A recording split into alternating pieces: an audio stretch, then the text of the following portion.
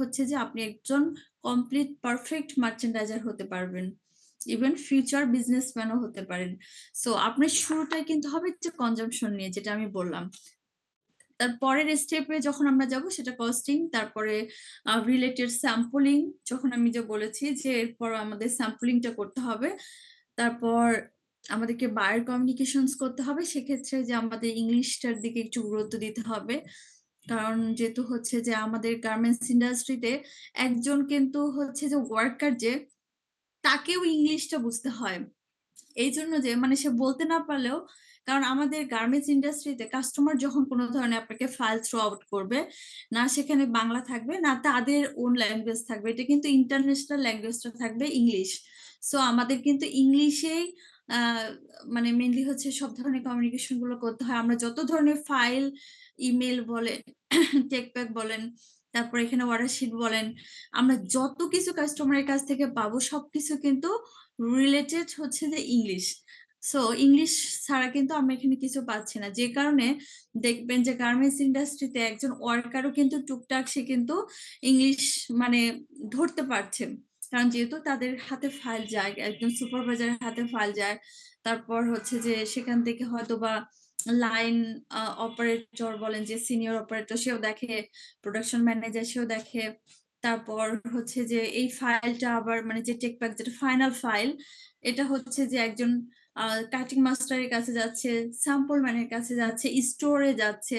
So প্রত্যেকটা step সেই ফাইলটা কিন্তু চলে যাচ্ছে। ইভেন সবাই মোটামুটি হচ্ছে যে এই ফাইলটা সম্পর্কে আন্ডারস্ট্যান্ডেবল, তারা সবাই বুঝতে পারে, কারণ এই ধরনের জিনিসগুলো তো ঘুরে ফিরে একইভাবে আসে। সো এই ক্ষেত্রে আমাদের ইংলিশের দিকে একটু গুরুত্ব দিতে হবে।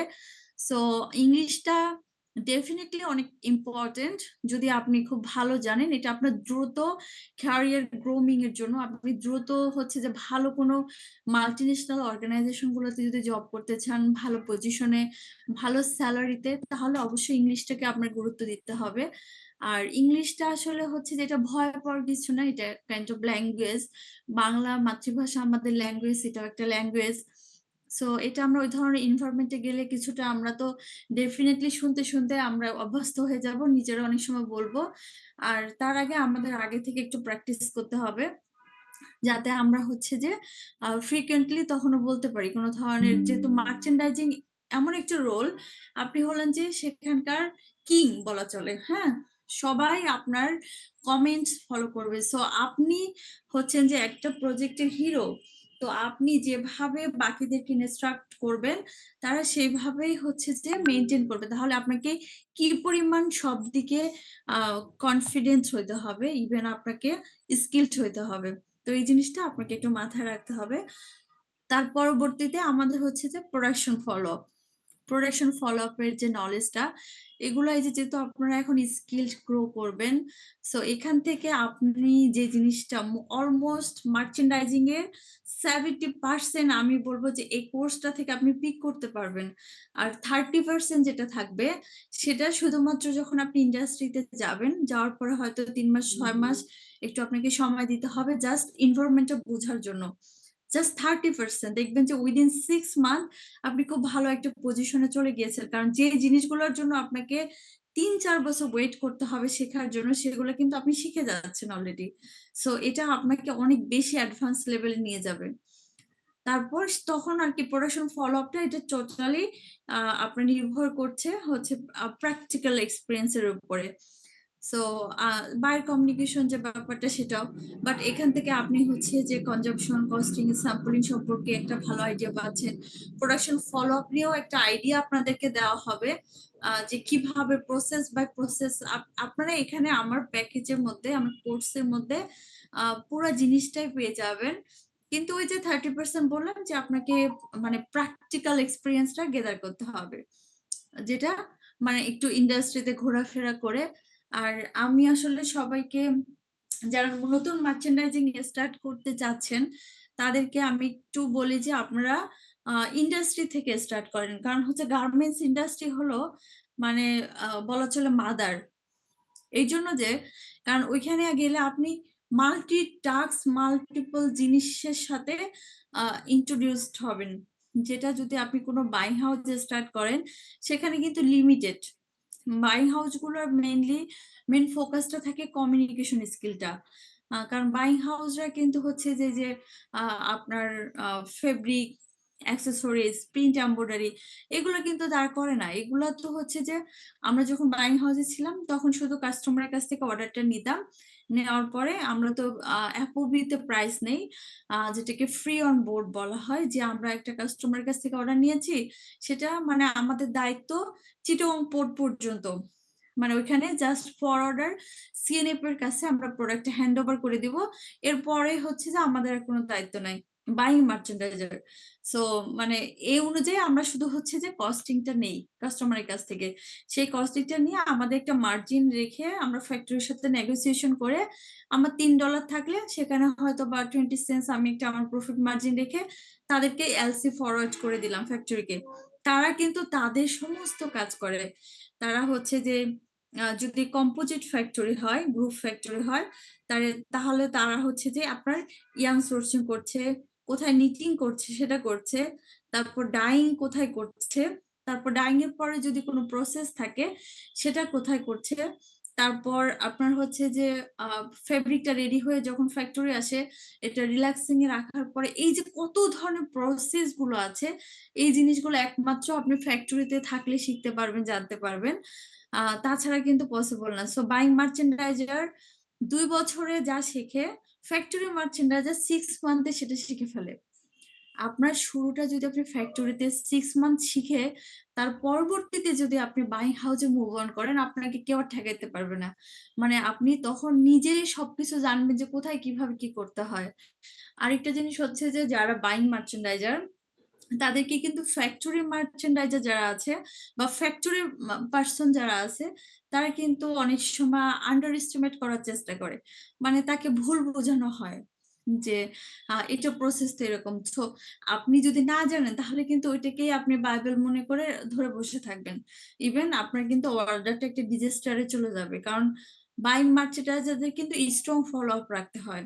কারণ ফ্যাক্টরিতে আমার দেওয়া হয়েছে ঠিক আছে, বাট আমাকে কিন্তু চেনে ধরে প্রত্যেকটা জিনিস ফলো আপ করতে হবে। আদারওয়াইজ আমি যে কাস্টমারকে কমিটমেন্ট করেছি আমি 60 ডেজ বা 90 ডেজ এর মধ্যে অর্ডারটা শিপমেন্ট করে দিব, সেটা কিন্তু আমি পারবো না।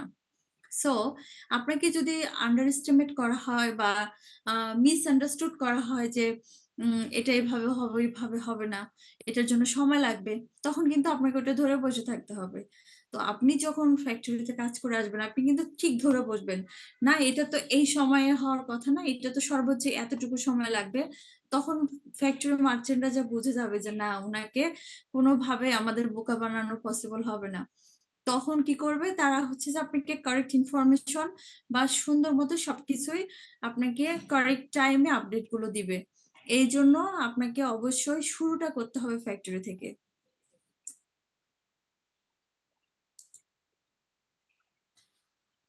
আচ্ছা, আমরা এখানে যেহেতু হচ্ছে যে কনজাম্পশনের যে বিষয়টা বললাম, আমরা যদি কনজাম্পশনটা ভালো মতো শিখতে পারি তাহলে কিন্তু আমরা মোটামুটি হচ্ছে 30 থেকে 35% কাভারেজ করে ফেলবো। সেখানে ফেব্রিক কনজাম্পশন ক্যালকুলেশন, তারপর মার্কেট এফিসিয়েন্সি, তারপর ফেব্রিক প্ল্যানিং, ওয়েস্টেজ কন্ট্রোল, এই জিনিসগুলো নিয়ে আমাদের ক্লাসে আলোচনা থাকবে। সো আপনারা যদি কনজাম্পশনটা মোটামুটি শিখে ফেলেন, সেখানে আপনারা অলমোস্ট 35%, আপনার কিন্তু হচ্ছে 100-এ 35% মার্চেন্ডাইজিং ডান হয়ে যাচ্ছে। তারপরে যখন আপনি কস্টিং এ চলে আসবেন, কস্টিং এ আসার পরে এখানে কিন্তু আমাদের 40 থেকে 45% আপনি সেখানে শিখে যাচ্ছেন। এখানে ফেব্রিক, ট্রিম, সিএম ক্যালকুলেশনস এগুলো আপনারা জানবেন যে কনজাম্পশনে যে ফেব্রিকটা আমরা যেটা পেয়েছি সেটা ট্রিমস আমরা কিভাবে দিব, সিএম ক্যালকুলেশনটা কিভাবে করবে সেটা কস্টিংটা। সো আপনি এগুলো যখন আপনি ডিটেলসলি শিখতে পারবেন, ওই যে আমি অ্যাপোভির কথা যেটা মেনশন করলাম, অ্যাপোভি price calculation, profit analysis, so এই জিনিসগুলো যখন আপনি কভারেজ করবেন অলমোস্ট আপনার মার্চেন্ডাইজিং এর 40 থেকে 45% ডান হয়ে যাবে। সো ইন অ্যাভারেজ যদি সরি ইন এভারেজ যদি আমরা চিন্তা করি কম্বাইন্ড ভাবে, তাহলে আমাদের এখানে 65 থেকে 70% আমরা কিন্তু কনজাম্পশন প্লাস কস্টিং থেকে শিখে যাচ্ছি। সো এই ক্লাসগুলো কিন্তু অনেক বেশি এফেক্টিভ। ইভেন আপনাকে খুব মনোযোগ সহকারে কনজাম্পশন এন্ড কস্টিং এর ক্লাসগুলো করতে হবে। সো আপনি যখন অ্যাকুরেট ভাবে কস্টিং যদি করতে চান, ডেফিনিটলি আপনাকে প্রথমত কনজাম্পশন এর উপরে গুরুত্ব দিতে হবে। কারণ আপনি তখনই পারফেক্ট কস্টিংটা করতে পারবেন যখন আপনি পারফেক্ট একটা কনজাম্পশন বের করতে পারবেন। কারণ ফেব্রিকের কনজাম্পশনের উপরে কিন্তু প্রাইসটা ভেরি করে। আপনি যদি এখানে হচ্ছে যে বেশি কনজাম্পশন নিয়ে আসেন তাহলে কিন্তু আপনার প্রাইসটা অনেক বেশি হয়ে যাবে, যেটার কারণে আপনার অর্ডারটা স্কিপ হইতে পারে, কাস্টমার অন্য জায়গায় চলে যেতে পারে। কারণ বর্তমান সময়ে কিন্তু কাস্টমার গুলো অনেক বেশি আপডেটেড, ইভেন তারাও কিন্তু হচ্ছে যে অনেক সোর্স রাখে। সো আপনাকে যে কোয়ারিজটা দিবে সেটা শুধুমাত্র যে আপনাকে দিবে নট লাইক দ্যাট, তারা কিন্তু আপনাকে দিচ্ছে পাশাপাশি আরো ৮-১০ জনকে দিবে। আমরা যেমন যে যে জিনিসটা করি, আমরা কোনো একটা অ্যাক্সেসরিজ ডেভেলপ করব, ওই ক্ষেত্রে কিন্তু আমরাও হচ্ছে যে ২-৪ টা সাপ্লায়ারকে দেই, যে আমাদেরকে বেস্ট কোয়ালিটি বেস্ট প্রাইস দেয়, আমরা কিন্তু অর্ডারটা ফাইনালি তাকেই দেই। সো কাস্টমার কিন্তু সেম জিনিসটাই করে। তো এইজন্য আমাদের কনজাম্পশন এর ক্লাসগুলো খুব মনোযোগ সহকারে করতে হবে। যেহেতু আমরা কনজাম্পশন প্লাস কস্টিং থেকে অলমোস্ট 65 থেকে 70% মার্চেন্ডাইজিং টা শিখে যাব। হ্যাঁ? তারপরে এখানে যে অ্যাকুরেট কস্টিং, তারপর ফেব্রিক প্ল্যানিং, তো এই জিনিসগুলা মেইনলি হচ্ছে যে আমাদের অনেক বেশি গুরুত্বপূর্ণ। তারপরে যে আমাদের বাকি যে 30 থেকে 35% থাকছে, সেটা হচ্ছে যে আমাদের বায়ার কমিউনিকেশনটা বোঝা। দেখেন বায়ার কমিউনিকেশন যে ব্যাপারটা আমি বললাম যে আমাদের ইংলিশটা জানতে হবে। ডেফিনিটলি আমাদের জানতে হবে। কিন্তু ওইটা কিন্তু আমাদের একটা স্টেজে যাওয়ার পরে। কারণ কাস্টমার কমিউনিকেশন কিন্তু আপনাকে খুব দ্রুত দিবে না। এট লিস্ট হচ্ছে যে আপনার এফিসিয়েন্সি লেভেল দেখবে যে আপনি কতটুকু আন্ডারস্ট্যান্ডেবল, কতটুকু এক্সপ্লেনেশন করতে পারছেন কাস্টমারকে। কারণ আপনি তখনই কাস্টমারের সঙ্গে কথা বলতে পারবেন। যেমন আমাদের এই যে গত ক্লাসে শ্যামস যেমন হচ্ছে যে খুব বেটার ইংলিশ এক্সপ্লেনেশনটা করেছিলেন। সো ইভেন আপনার ফ্লুয়েন্সি সবকিছু পারফেক্টলি ছিল আমাদের যে ল্যাঙ্গুয়েজ ক্লাবের যে আলোচনাটা হয়েছিল। তো এখানে দেখা গেছে যে এই যে মানে একজনকে এক্সপ্লেইন করে সুন্দর করে বুঝানোর যে দক্ষতাটা, এটা তখনই আপনার আসবে যখন আপনি ওই রিলেটেড জানবেন। আপনি কিন্তু সুন্দর করে এইজন্য বলতে পেরেছেন কারণ ওই রিলেটেড আপনি জানেন, অলরেডি ওইটা নিয়ে কথা বলেছেন, জব করছেন। হ্যাঁ? যে কারণে কিন্তু আপনি এক্সপ্লেইন করতে পেরেছেন। সো কাস্টমারের ব্যাপারটা এরকম, যখন আপনি একটা প্রোডাক্ট সম্পর্কে ভালো জানতে পারবেন, আপনি কনজাম্পশন কস্টিং বুঝবেন, আপনি টেক প্যাক বুঝবেন, আপনি স্যাম্পলিং বুঝবেন, আদার্স প্রসেস গুলো সুন্দর মতো বুঝতে পারবেন, তখনই কিন্তু আপনি কাস্টমারের সাথে কনফিডেন্টলি কথা বলতে পারবেন। আর ঠিক তখনই আপনার যে সিনিয়র থাকবে সে বুঝে যাবে যে না, তার হাতে ফাইল ছেড়ে দেওয়া যায়, সে সুন্দর মতো মেইনটেইন করার মতো ক্যাপাবিলিটি রাখে। ঠিক আছে? আচ্ছা, আমাদের হচ্ছে যে ক্লাসটা কিন্তু আর 10 মিনিট কন্টিনিউ থাকবে।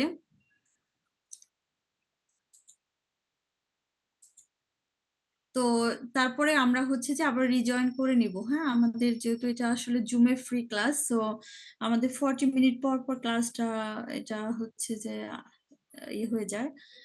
তো তখন আমরা হচ্ছে যে আবার রিজয়েন করব সেম লিংকে, নতুন করে লিংক দিতে হবে না, আমরা সেম লিংকে আবারও রিজয়েন করে নিব।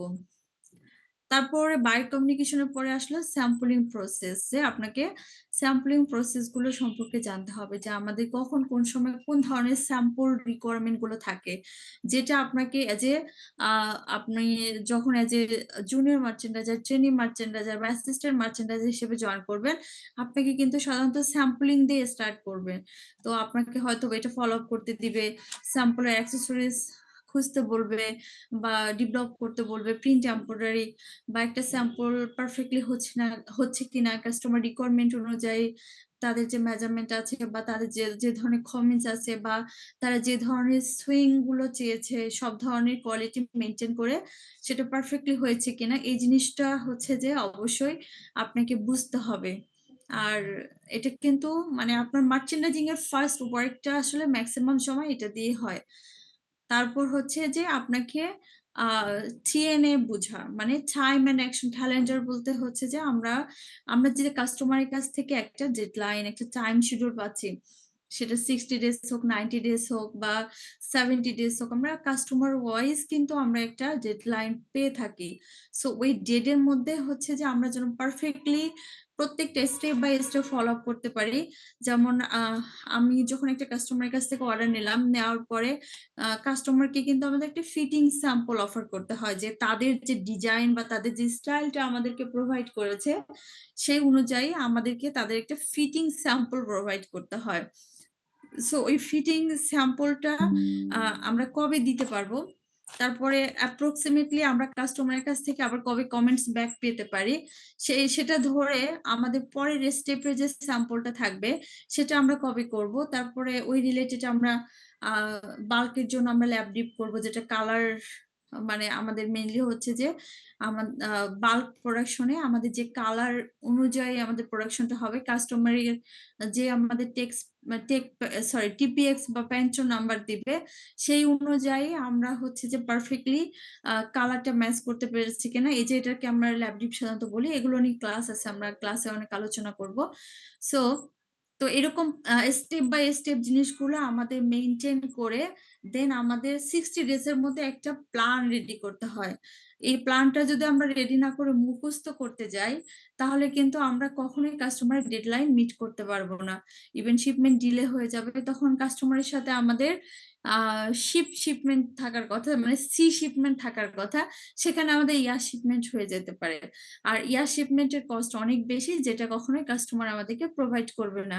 সো এটা কোনো কোম্পানি তো অবশ্যই এগ্রি করবে না। সো একে শামস কিছু বলবেন? ম্যাম, আমার একটা কথা জিজ্ঞেস করার ছিল।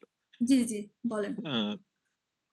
টাইম এন্ড অ্যাকশনটা তো বেসিক্যালি হচ্ছে যে আমার মানে আমি আমার কাজটা অপারেশনে যাওয়ার পূর্বে আমি একটা মাস্টার প্ল্যান করে নেব যে আমি কোন ওয়েতে এবং কিভাবে আমি কাজটা করব। কারণ আমি যদি আগে থেকে প্ল্যানিংটা করে নিতে পারি, আমাদের প্ল্যানিং জি। ডিভিশন যে কাজটা করে, তাহলে হুম, হুম। আমার জন্য আমি যা বুঝি সেটা আর কি আমি আপনার থেকে একটু ক্লিয়ার হতে হুম, হুম, চাচ্ছি। হুম। জি, জি, জি। যে তাহলে বিষয়টা হচ্ছে এরকম যে আমি যদি একটা আমার কাঠামো দাঁড়া করাই যে আমি এটার পর এটা স্টেপ বাই স্টেপ, কারণ একই সময় একটা ফ্যাক্টরিতে একই লাইনে আমার তো অনেকগুলো বাইরের কাজ চলতে পারে, তাই না? তো এক্সাক্টলি দ্যাট। হুম। সেক্ষেত্রে আমি কোনটা কতদিন সময় নিব এবং কোনটার পর কোনটা করব, তো এটা যদি আমি পরিকল্পনা মাফিক করি, তাহলে আমি যেমন আমার যে কি বলে এটাকে, আমার যে ফিক্সড যে একটা স্পেসিফিক ডেট আছে এর মধ্যে আমি কাজটা শেষ করতে পারবো। আর আমি জি, যদি সেটা না এক্সাক্টলি। করি, তাহলে আমার ৪টা ৫টা বায়ার বা ২টা ৩টা বায়ারের যে কাজগুলো চলছে, একটা হযবরল হুম, পরিস্থিতি তৈরি হয়ে যাওয়ার মতো। জি। বিষয়টা কি এটা না? জি, জি, জি, এক্সাক্টলি দ্যাট। আপনি একদম খুব ক্লিয়ার বুঝেছেন। ইভেন হচ্ছে যে আ শুধু আমার ৪-৫ টা অর্ডার চলছে সেটা না, যে আমার আ ইন্ডিভিজুয়াল অর্ডারের জন্য যে আমার ডেডলাইন আছে সেটাকে আমার স্ট্রংলি মেইনটেইন করতে হবে। আর এই চেইনে প্রত্যেকের জন্য প্ল্যানটা আলাদা আলাদা করে মেইনলি একটা জি। এই চেইন এর প্ল্যানটা মেইনলি হচ্ছে যে প্রত্যেকটা গার্মেন্টস ইন্ডাস্ট্রিতে একজন ইন্ডাস্ট্রিয়াল ইঞ্জিনিয়ার থাকে, ডিপার্টমেন্ট থাকে। তো এনারাই সাধারণত হচ্ছে যে এই প্ল্যানিংটা করে থাকে প্রোডাক্ট ওয়াইজ। প্রোডাক্ট ওয়াইজ কোন লাইনের জন্য তারা হচ্ছে যে কোন প্রোডাক্টটা দিবে।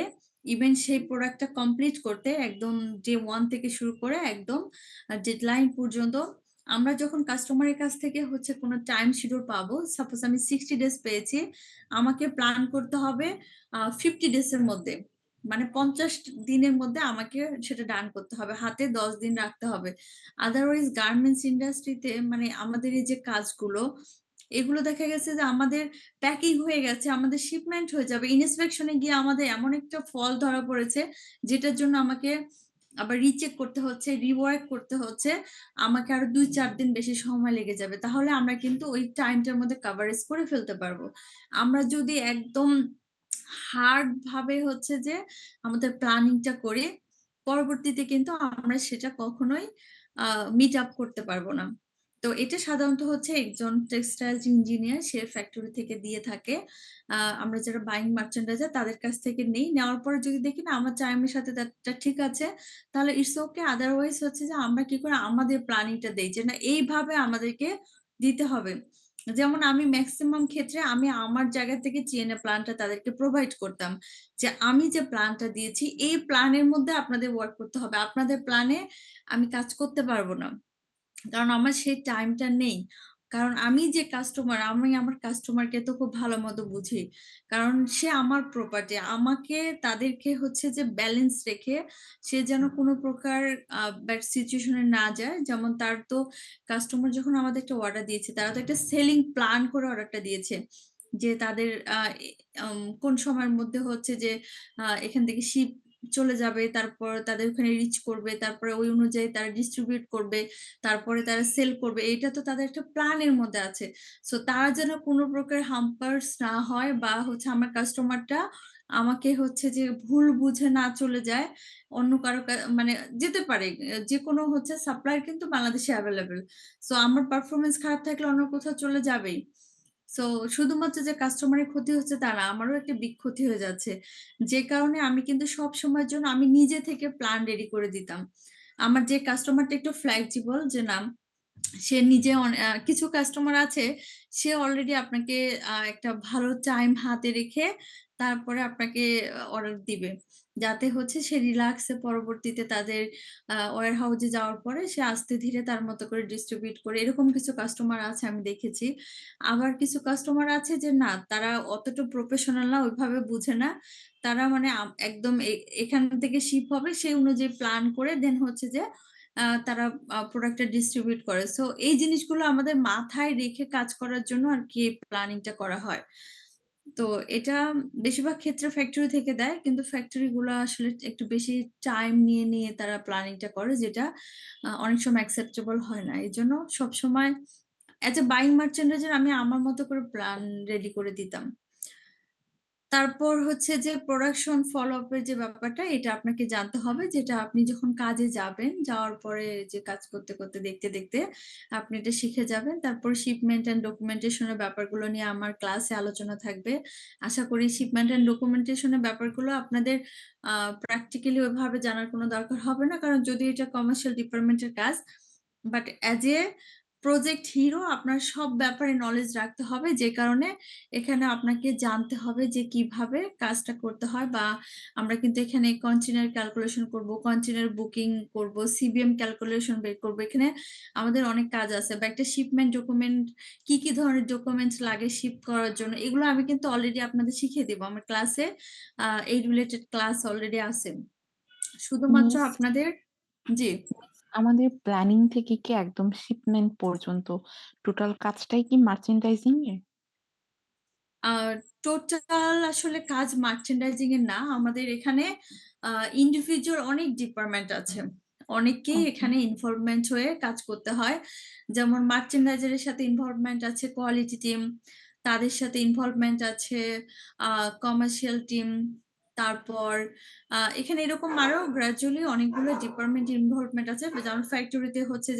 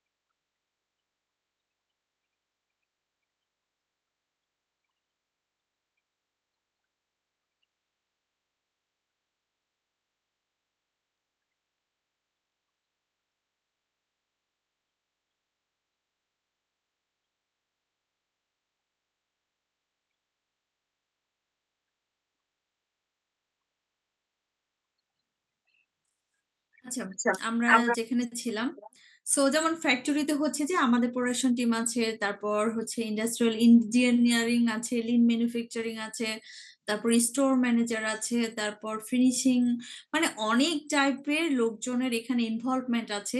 কিন্তু এদের সবার কিং হচ্ছেন যে আপনি।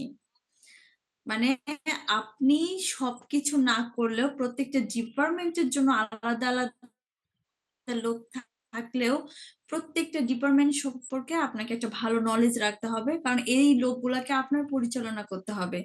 আর আপনি অ্যাজ এ মার্চেন্ডাইজার আপনাকে কাস্টমার কিন্তু জানে। সো কাস্টমার কিন্তু হচ্ছে যে কোনো মানে হচ্ছে প্রোডাকশন ফলো আপের জন্য ডেফিনেটলি আপনার প্রোডাকশন টিমের কাছে একজন পিএম বা জিএম তাদেরকে ফোন করবে না, বা কোনো কমার্শিয়াল ডকুমেন্টেশনের জন্য কিন্তু তারা কোনো কমার্শিয়াল ডিপার্টমেন্টকে ফোন করবে না। ইভেন কোনো কোয়ালিটি ডিফেক্ট ইস্যু আসলে সেখানে কিন্তু তারা কোনো কোয়ালিটিকে ফোন করবে না, তারা ডিরেক্টলি আপনাকে ফোন করবে, আপনার কাছ থেকে জানতে চাবে, আপনার কাছ থেকে আপডেট চাবে। সো আপনি যদি প্রত্যেকটা ডিপার্টমেন্ট প্রত্যেকটা জিনিস সম্পর্কে যদি ভালো নলেজ না রাখেন, আপনি কাস্টমারকে ডেফিনেটলি ফিডব্যাক দিতে পারবেন না। ইভেন আপনি কাস্টমারকে এটাও বলতে পারবেন না, ওকে স্যার বা madam, just give some moment, I have to take some information from my colleagues, then I will get back to you। এই কথাটা কিন্তু আমরা হচ্ছে কাস্টমারকে বলতে পারছি না, তাহলে কাস্টমার ভাবে যে আমি এখানে কিছুই করছি না। ইভেন আমাকে সে কিন্তু হচ্ছে যে একজন মার্চেন্ডাইজারের যে রেসপন্সিবিলিটি গুলো, সেই রেসপন্সিবল মার্চেন্ডাইজার তারা আমাকে মনে করবে না, বলবে ইরেসপন্সিবল, ইভেন ভাববে যে আমি আসলে সাফিসিয়েন্ট না। পরবর্তীতে আমার সম্পর্কে হয়তো ম্যানেজমেন্টের কাছে তারা কমপ্লেইন করবে। তো এই যে ব্যাপার, ইভেন তারা কিন্তু আমার কাছে পরবর্তীতে গেট ব্যাকও করবে না।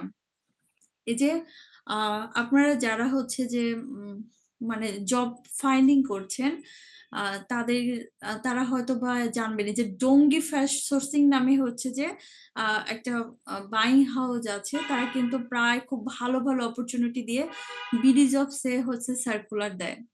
তো এই ডোঙ্গি সোর্সিং এর যে হচ্ছে যে মালিক বা যে ছেলেটা, সে কিন্তু হচ্ছে যে নেক্সট সোর্সিং এর, ইয়েস এক্স্যাক্টলি দ্যাট, কেউ একজন লিখেছেন। তো উনি কিন্তু নেক্সট সোর্সিং এ জব করছিল, এজ এ এমপ্লয়ি ছিল সেখানকার। তো সেখান থেকে জব সে সুইচ করে নিজে বিজনেস স্টার্ট করে এখন কিন্তু সে হচ্ছে যে বলা চলে মোটামুটি নেক্সট সোর্সিং এর সাথে কম্পেয়ার করে তাদের থেকে বেটার সিচুয়েশনে চলে যাচ্ছে। ইভেন হচ্ছে যে নেক্সট সোর্সিং এর যে কাস্টমার ছিল তাদেরকে নিয়ে কিন্তু সে কাজ করছে, সেখানকার যত কাস্টমার তাকে কাজ দিচ্ছে। কেন জানেন?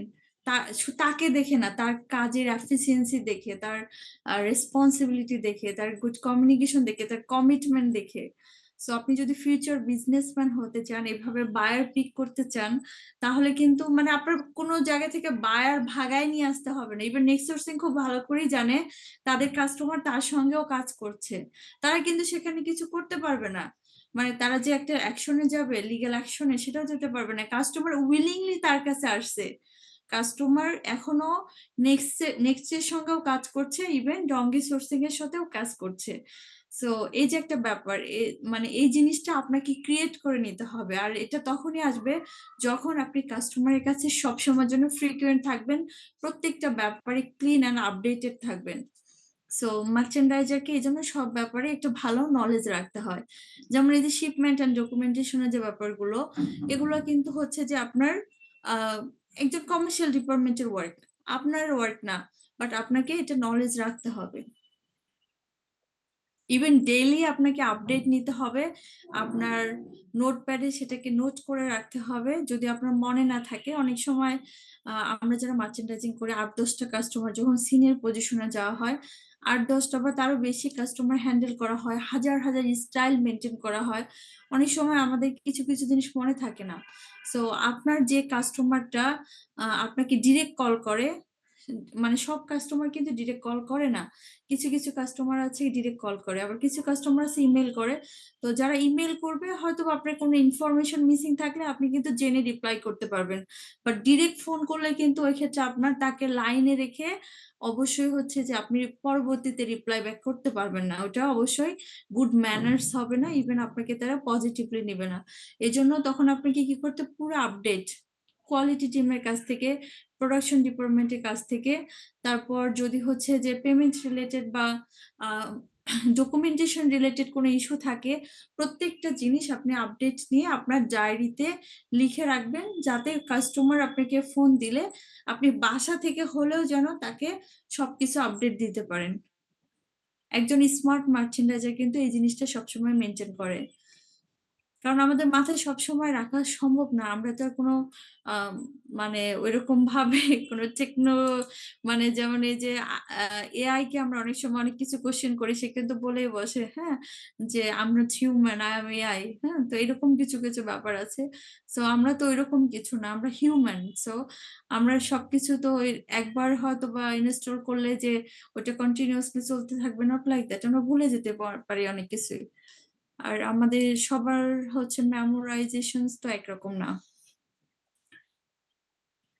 তারপর এখানে হচ্ছে যে ক্যারিয়ার পার্সপেক্টিভ যেটা যে কনজাম্পশন, প্ল্যানিং, আই সাপোর্ট, কস্টিং, তারপরে merchandising support both strong merchandiser. মানে এই সবকিছু এগুলা আর কি সব যখন আপনি একজন হচ্ছে যে আপনি যখন কনজাম্পশন করছেন, প্ল্যানিং করছেন, তারপরে ইন্ডাস্ট্রিয়াল ইঞ্জিনিয়ারের সঙ্গে মানে যে প্ল্যানিং বা ইন্ডাস্ট্রিয়াল ইঞ্জিনিয়ারের কাছ থেকে যখন একটা চেনে প্ল্যান নিচ্ছেন, পারফেক্টলি কস্টিং করে দেন হচ্ছে যে মার্চেন্ডাইজিং রিলেটেড যে সাপোর্ট গুলো যখন আপনি এখানে সুন্দর মতো ক্রিয়েট করতে পারছেন, সবকিছু মিলে আপনার একটা কম্বাইন্ড স্ট্রং মার্চেন্ডাইজিং আপনার তৈরি হচ্ছে।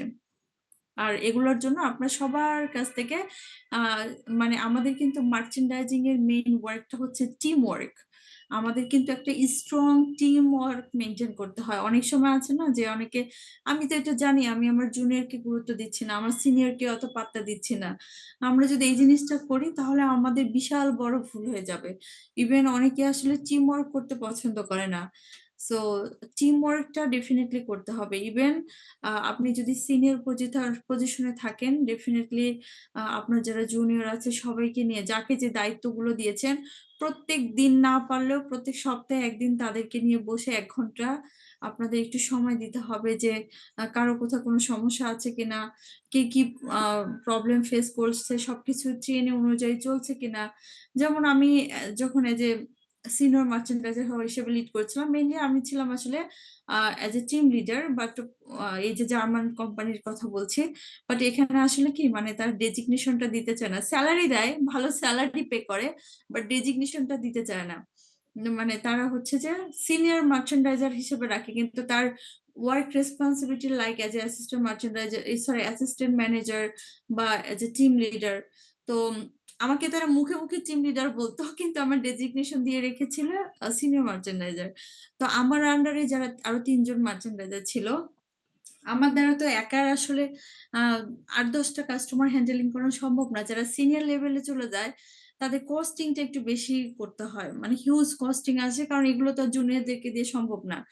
সো আমাকে একটু বেশিরভাগ ইনভলভমেন্ট থাকতে হইতো যে মার্কেটিং এর ক্ষেত্রে, মানে বায়ার কমিউনিকেশন, নতুন অর্ডার আসা, আমি বিভিন্ন কোয়ারিজ পাঠাইতাম, প্রেজেন্টেশন পাঠাইতাম, সেই অনুযায়ী তারা কোনো কোয়ারিজ দিলে সেই অনুযায়ী আমি কস্টিং করে দিতাম। এই জিনিসগুলোতে বেশি ইনভলভমেন্ট থাকছিলাম। যখন অর্ডার আসতেছিল আমার জুনিয়রদেরকে বুঝাই দিচ্ছিলাম, বাট অ্যাজ এ সিনিয়র আমাকে কিন্তু প্রত্যেকটা মেলের লুপে থাকতে হচ্ছিল যে তারা সবকিছু ঠিকঠাক মতো মেনটেন করছে কিনা, কোথায় মানে হচ্ছে কোন সাপ্লায়ারকে মেল দিচ্ছে, কখন কি করতেছে, এই জিনিসগুলো আমাকে ডেফিনেটলি দেখতে হইতো।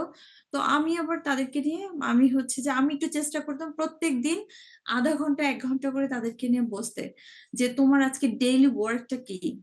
সো আপনি এজ এ জুনিয়র হন, সিনিয়র হন, আপনাদের একটা মানে এটা আপনাদের জন্য একটা ইম্পর্টেন্ট নোট। অফিসে ঢুকে আমরা যখন হচ্ছে যে মানে অফিস থেকে বের হয়ে আসি, আসার পরে একটা বাসায় রিল্যাক্সিং এর পরে আমরা পরের দিন যখন যাই, আমরা কিন্তু টোটালি একটা ফ্রেশ মাইন্ডে কিন্তু অফিসে ঢুকি। সো আমরা অফিসে ঢুকে আমাদের ডেস্কে বসে ফার্স্ট ওয়ার্ক আমাদের করতে হবে, সেটা যে কোনো কর্পোরেট জায়গা থেকে আপনি স্টার্ট করেন না কেন, আপনাকে কি করতে হবে, ডেইলি ওয়ার্ক রুটিনটা রেডি করে ফেলতে হবে। আপনাকে প্রথমত ফার্স্ট প্রায়োরিটি, সেকেন্ড প্রায়োরিটি, এইভাবে প্রায়োরিটিস দিয়ে দিয়ে যখন আপনি একটা লিস্ট তৈরি করবেন, করে সেই অনুযায়ী যখন আপনি মেনটেন করে কাজ করবেন, দেখবেন আপনার কাজটা কত স্মুথ হয়ে গেছে। ইভেন প্রত্যেক দিনের কাজ আপনি প্রত্যেক দিন কমপ্লিট করে যদি বের হতে পারেন, দেখবেন যে কোনো প্রকার হ্যাডেকই নাই। অনেকে বলে মার্চেন্ডাইজিং চাকরি করে পাগল হয়ে যাচ্ছে, মাথা খারাপ হয়ে যাচ্ছে। আমি বিশ্বাস করেন, ট্রাস্ট মি, আমার কখনো আমার এই 14-15 বছর মার্চেন্ডাইজিং ক্যারিয়ার এরকম কখনো আমি ফিল করিনি। কারণ আমার কোনো কাজ আমি কখনো পেন্ডিংই রাখি নাই। আমার পাশের দেখতাম যে অন্য ডিপার্টমেন্টের যারা মানে পাগল হয়ে গেছে, এক একজন রাত 8টা 9টা 10টা পর্যন্ত অফিস করতো। আমি কখনো 7টার পরে অফিসে থাকি না। ইভেন এমন আছে যে আমার বস অফিসে বসে আছে, আমি জাস্ট যায়া তাকে গুড ইভিনিং বলে চলে আসতাম। ইভেন আমার বসও কখনো যদি যেহেতু সে ফরেনার ছিল, সে এগুলাকে মাইন্ড করতো না, সে আমাকে নাইস ইভিনিং জবা বলে বিদায় করে দিত। হ্যাঁ, হয়তো বা যারা আমরা বাংলাদেশি আছি এরা একটু ইগোমেটিক বেশি, তারা বলবে যে আমি বস অফিসে আছি, সে চলে যাচ্ছে। বাট ফরেনাররা এগুলো ডাজন্ট কেয়ার, আপনার কাজ হয়ে গেছে, আপনি আপনার কাজ কমপ্লিট করে চলে যান। বাট হচ্ছে যে তাদের দেখতাম এরকম অনেক ওভারনাইট পর্যন্ত কাজ করতো, কারণ এই যে তারা সিস্টেম মেনটেন করতো না, মুখস্থ কাজ করতো। আমি কাউকে ডায়েরি মেনটেন করতে দেখি নাই।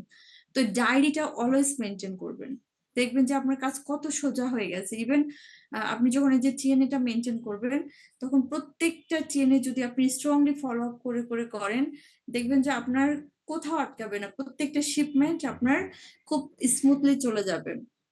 তো আমি আমার জুনিয়রদেরকে নিয়ে প্রত্যেকদিন অফিসে ঢুকে তাদের ডায়েরিটা নিয়ে আমি মিটিং রুমে বসতাম, কার কি কাজ আছে, মানে তারা তখন তারা নিজেরাও একটু নড়েচড়ে বসতো। দেন আমি হচ্ছে যে বলতাম, তারা নোট করে ফেলতো, সেই অনুযায়ী তাদের কাজগুলো তারা কমপ্লিটলি করতো। ইভেন আমাদের উইকলি 2 ডেজ উইকেন্ড ছিল, মানে আমাদের স্যাটারডে সানডে। তো আমার অন্যান্য ডিপার্টমেন্টের আমি দেখতাম যে জুনিয়ররা মানে সপ্তাহে 7 দিনই অফিস করতেছে, কিন্তু আমার টিমের যারা ছিল তাদের কখনোই মানে হচ্ছে যে এইভাবে কাজ করতে হয় নাই। শুধুমাত্র একটু মাঝে মধ্যে যখন হিউজ পরিমাণ রাশিং থাকে, তখন হয়তো স্যাম্পলিং ফলো আপ 1-2 ঘন্টার জন্য তারা আসতো, এসে দেখে আবার চলে যেত। তো মানে ফুল ডে যে ওয়ার্ক করে এটা কখনো করতে হয় নাই। তো এই জন্য আপনাদেরকে আমি বলবো, আপনারা এটা হচ্ছে যে করে দেখবেন কতটা এফেক্টিভ এটা। মানে যখন যারা অলরেডি হচ্ছে জবে ইনভলভমেন্ট আছেন, তারা যদি এটা মেনটেন করেন, আপনারা বুঝতে পারবেন।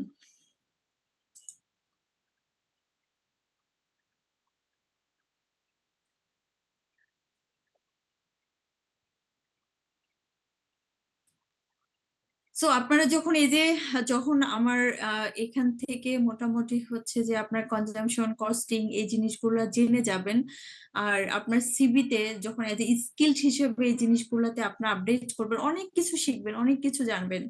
সো এই জিনিসগুলো যখন যদি 50%ও আপডেট করেন, আর সেই অনুযায়ী যদি আপনি ইন্টারভিউতে পারফেক্টলি বলতে পারেন, ইন্টারভিউতে কিন্তু দেখবেন যে একজন ট্রেনি বা ফ্রেশার নিচ্ছে, কিন্তু তারা 2-3 বছর এক্সপিরিয়েন্স আছে। সো আপনি যখন 4 বছরের এক্সপিরিয়েন্সের মতো কথা বলবেন, তখন কিন্তু তারা আপনাকে অল্প স্যালারিতে হায়ার করতেও মানে তারা ভাববে, মানে 2বার চিন্তা করবে যে না, ছেলেটা তো অনেক কিছু জানে। যেটা আমি যে আমার আরেকটা স্টুডেন্টের কথা বললাম, রিসেন্টলি জয়েন করেছে, মাত্র 3 মান্থ মার্চেন্ডাইজিং করেছে সে একটা জায়গায়, তারপরে সে 4 বছর এক্সপিরিয়েন্স অ্যাড করে সে এক জায়গায় জয়েন করেছে অ্যাজ এ মার্চেন্ডাইজার হিসেবে, অনেক বেটার স্যালারিতে স্ট্যান্ডার্ড গ্রুপে। আরেকজন জয়েন করেছে গাজীপুরের আমাদের একটা ছেলে, ও হচ্ছে যে 0 ওয়ার্কিং ডে মানে ইন্ডাস্ট্রিতে ছিল, একদিনও সে কোনো ইন্ডাস্ট্রিতে কাজ করে নাই, বাট সে কস্টিংটা এত ভালো মতো শিখেছিল, কনজামশনটা কস্টিং এর থেকে কনজামশনটা এত ভালো মতো শিখেছিল, যখন তাকে হচ্ছে যে ইন্টারভিউ বোর্ডে জিজ্ঞেস করা হয়েছিল আপনি কি কি জানেন গার্মেন্টস সেক্টর সম্পর্কে, সে যখন সবকিছু সুন্দর মতো বলেছে, আমি কনজামশন কস্টিং বুঝি, বা আদার জিনিসগুলো যেগুলো শিখেছি, আমি টেক প্যাক সম্পর্কে জানি, আমি নিট ওভেন সোয়েটার প্রোডাক্ট সম্পর্কে আমার ধারণা আছে, যখন সবকিছু তাকে জিজ্ঞেস করেছে সে পারফেক্টলি আনসার করেছে।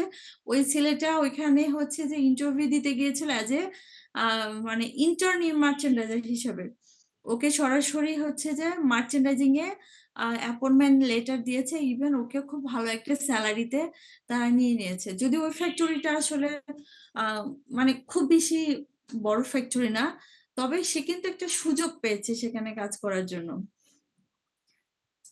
তো এই জন্য আপনাদেরকে আমি বলবো যে যেটা শিখবেন খুব গুরুত্ব দিয়ে মনোযোগ সহকারে শিখবেন, দেখবেন যে আপনি যখন ইন্টারভিউ দিতে যাবেন সেখানেও কিন্তু আপনি অলমোস্ট হচ্ছে যে 70% মতো আপনার স্পিক আপ করতে পারছেন। ইন্টারভিউটা কি আসলে, সেখানে আপনাকে বিভিন্ন ধরনের কোশ্চিন করবে, আপনি আনসার করবেন। তো আপনি যদি না জানেন তাহলে কিভাবে আনসার করবেন? শুধু কোশ্চেন শুনবেন আর তাকায় থাকবেন, চলে আসতে হবে। বাট আপনি যখন জানবেন, তখন কিন্তু ডেফিনেটলি আপনি যদি 70% জানেন, আপনি কিন্তু সেখানে 70% যদি পুরোটা বলতেও না পারেন, আপনি কিন্তু 40% হলো বলে আসবেন।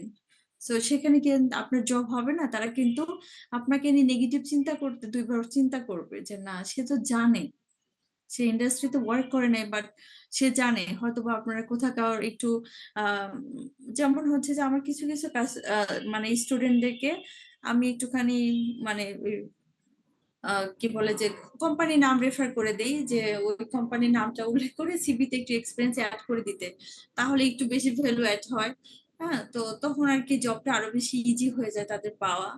তো এরকম অনেকেও আমি হেল্প করেছি। আর আপনাদের যদি এরকম রেফারেন্স থাকে একটু অ্যাড করে দিলেন, কারণ আপনি কাজ তো জানেন এখানে ফেক কিছু বা রং কিছু তো হচ্ছে না, আপনি তো কাজ করে টাকা নিবেন, এরকম না যে এখানে আপনি ২ নাম্বারই করতেছেন, যে আপনি এখানে ১-২ বছরের এক্সপেরিয়েন্স এড করে দিচ্ছেন বাট আপনি কিছু জানেন না, আপনি তো জেনে এড করে দিচ্ছেন। আর তারা তো আপনাকে জাস্টিফাই করে অ্যাপয়েন্টমেন্ট দিচ্ছে। সো এখানে অবশ্যই আপনার হচ্ছে যে এখানে রং বা ডিসঅনেস্টির কিছু হবে না।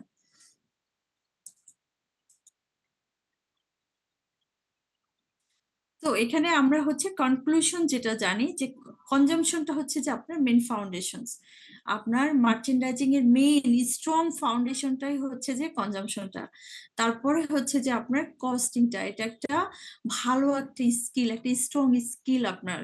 আপনি যখন কস্টিং সম্পর্কে বুঝবেন, যদিও কস্টিংটা কিছুটা প্র্যাকটিক্যাল রিলেটেড, এখানে হয়তোবা আমি আপনাদের একদম খুব গভীর ভাবে, যেমন আপনাকে এটার সাথে কস্টিং এর সাথে শুধুমাত্র কনজাম্পশনটা রিলেটেড না, এখানে প্রিন্ট, এমব্রয়ডারি, অ্যাক্সেসরিজ এই টাইপের জিনিসগুলো ইনভলভমেন্ট থাকে। এগুলো হচ্ছে যে আপনার হয়তোবা ইনস্ট্যান্ট প্রাইসের উপর নির্ভর করছে, আপনি যখন কস্টিং করবেন তখনকার প্রাইসের উপরে। তো তখন শুধু আপনাকে ওই যে কিছুটা প্র্যাকটিক্যালি ফ্যাক্টরি থেকে, যখন ফ্যাক্টরি বলেন বাইং হাউস বলেন যেখানে কাজ করবেন, সেখান থেকে আপনাকে প্রাইসিংটা নিতে হবে। হ্যাঁ, আর এটা কিভাবে নিতে হবে, কিভাবে ক্যালকুলেশনটা করবেন, হ্যাঁ, সো আমি সেটাও আপনাদেরকে খুব ভেঙে ভেঙে যখন কস্টিং এর ক্লাস হবে তখন দেখিয়ে দিব। সো এই both together strong career growth, so এই দুটো মিলেই আসলে আমাদের ক্যারিয়ারটার মেইন গ্রোথটা তৈরি হয়। সো এই জিনিসটার দিকে আমাদের অনেক অনেক বেশি গুরুত্ব দিবে